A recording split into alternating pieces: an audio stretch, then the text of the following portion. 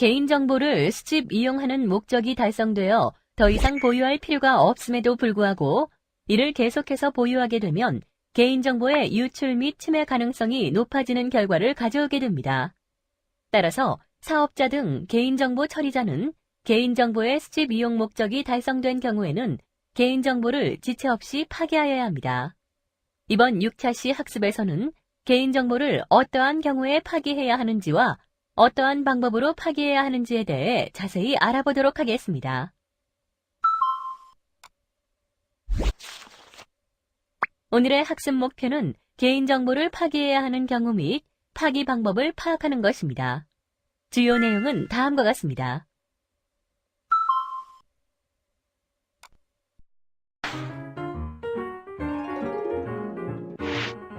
개인정보, 이런 경우 이런 방법으로 파기해야 해요. 네, 축하드립니다, 고객님. 이벤트 당첨이 되셔서요. 네. 그럼 그 주소로 경품을 발송해드리겠습니다. 이제 연락 다 된 거지? 네, 대리님. 이벤트 마무리가 드디어 끝났네요. 수고했어. 이제 어디 가서 맛있는 저녁이나 먹자고. 그런데요, 대리님. 경품 발송이 모두 끝나면 고객 개인정보는 어떻게 하죠? 어떻게 하긴 뭘. 잘 정리해서 파일로 만들어 놓으면 되지. 네? 하지만 이벤트가 다 끝나면 쓸모가 없지 않나요? 잘 보관하고 있으면 다 쓸모가 있는 법이야. 다 소중한 우리 고객들이라고. 고객의 소중한 정보를 함부로 버릴 셈이야? 그건 안 되죠. 자, 엉뚱한 소리 그만하고 저녁이나 먹으러 가자고. 예. 또 하루가 시작이구나. 맞다. 이벤트 응모 고객 리스트를 정리해야지. 잠시만요. 아침부터 어쩐 일이세요? 이벤트에 응모한 고객 개인정보를 모두 보관하실 예정인가 보네요. 예. 그렇게 하면 안 되나요? 수집한 개인정보가 더 이상 필요가 없게 되었다면 그 개인정보는 파기하는 게 맞습니다. 자세히 알려드릴게요. 사업자 등 개인정보 처리자는 수집한 개인정보가 불필요하게 되었을 때에는 지체 없이 개인정보를 파기해야 합니다. 개인정보가 불필요하게 된 때는 동의를 받은 개인정보의 수집, 이용 목적을 달성하였을 경우, 동의를 받은 개인정보의 보유, 이용 기간이 끝난 경우, 사업자 등 개인정보 처리자가 사업을 폐업한 경우입니다. 각각의 구체적인 경우는 마우스를 클릭하여 알아보세요.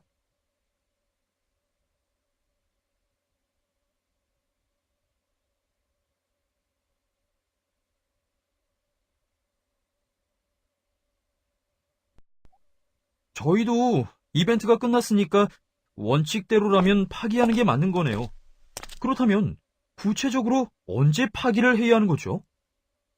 개인정보보호법은 파기 시점에 대해서도 자세히 규정하고 있어요. 같이 보시죠. 개인정보 처리자는 개인정보를 파기할 때에는 지체 없이 파기해야 합니다. 여기서의 지체 없이는 반드시 즉시를 의미하는 것은 아니며 개인정보 파기에 최대한의 업무 우선순위를 두어 신속하게 처리하는 데 소요되는 시간을 말합니다. 사업자가 개인정보를 지체 없이 파기했는지 여부는 서비스의 유형, 개인정보 저장 매체 등을 고려하여 판단해야 합니다. 정당한 사유가 없는 한 개인정보의 처리가 불필요한 것으로 인정되는 날로부터 5일 이내에 개인정보를 파기해야 합니다. 그런데 개인정보를 파기하려고 하면 어떻게 하라는 얘기인가요? 이벤트에 응모한 고객들이 많아서 일일이 파기하기도 어렵다고요. 개인정보를 어떻게 파기할 것인지에 대해서도 원칙이 마련되어 있어요. 나중에 개인정보가 오남용되지 않도록 하기 위해서는 파기 방법이 중요합니다. 사업자 등 개인정보 처리자가 개인정보를 파기할 때에는 다시 재생하거나 식별할 수 없도록 확실하게 파기를 해야 합니다. 개인정보의 파기 방법은 개인정보의 보관 방식에 따라 다릅니다. 구체적인 파기 방법을 마우스를 클릭하여 확인해 보세요.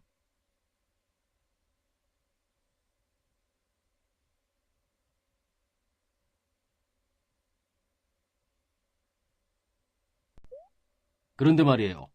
나중에 고객이 상품이나 서비스에 불만이 있어서 우리에게 문의를 한다고 쳐요. 그런데 우리는 개인정보를 모두 파기했으니까 그 고객이 누구인지도 모르지 않겠어요? 고객님, 실례지만 누구세요? 이럴 수는 없는 건 아닙니까? 방금 그 말씀은 일리가 있는 지적입니다. 그래서 개인정보보호법에서도 개인정보 파기의 예외를 규정하고 있어요. 사업자 등 개인정보 처리자는 개인정보의 처리 목적 달성 등으로 개인정보가 불필요하게 되었더라도 다른 법령에 따라 개인정보를 보존해야 하는 경우에는 개인정보를 파기하지 않고 보존해야 합니다. 전자상거래 등에서의 소비자 보호에 관한 법률, 통신비밀보호법, 의료법, 국세기본법, 상법 등에서 개인정보의 보존 사유를 규정하고 있습니다. 구체적인 보존 사유는 마우스를 클릭하여 확인해 보세요.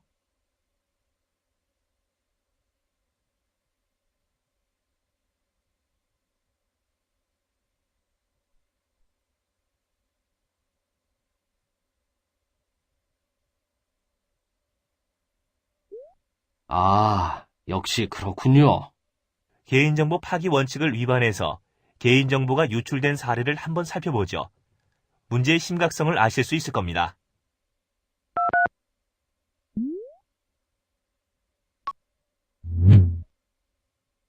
개인정보 파기 원칙을 위반한 사례를 살펴보겠습니다. A공단은 고객들의 서비스 이용 내역과 개인정보가 기록된 서면을 서비스가 종료된 이후에도 파기하지 않고 보관해 오고 있었습니다. 이렇게 파기되지 않고 불법적으로 보관되어 오던 개인정보는 나중에 외부로 유출되어 거래 노점상에서 포장지로 발견되었습니다. 이와 같은 경우 어떻게 올바르게 조치해야 할까요?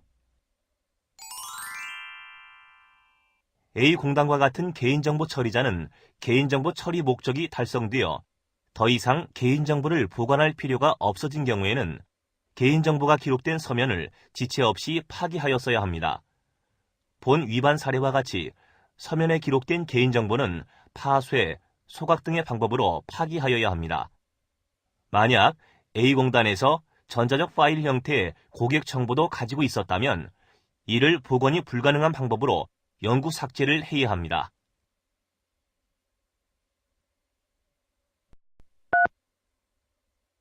어때요? 이해가 되셨나요? 네. 네, 하시는 말씀을 들으니 바이러스가 완전히 없어진 것 같은데요.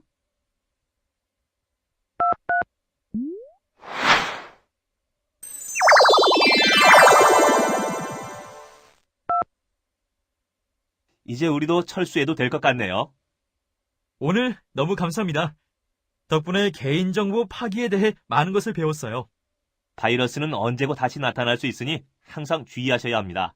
그럼 저희는 이만 철수합니다. 네, 안녕히 가세요.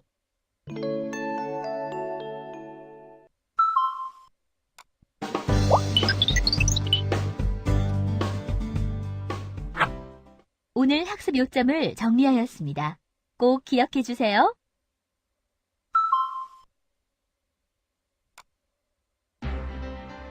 수고하셨습니다. 다음 시간에는 7차 시 고객의 요구에 신속하게 대응하는 방법에 대해 알아보겠습니다.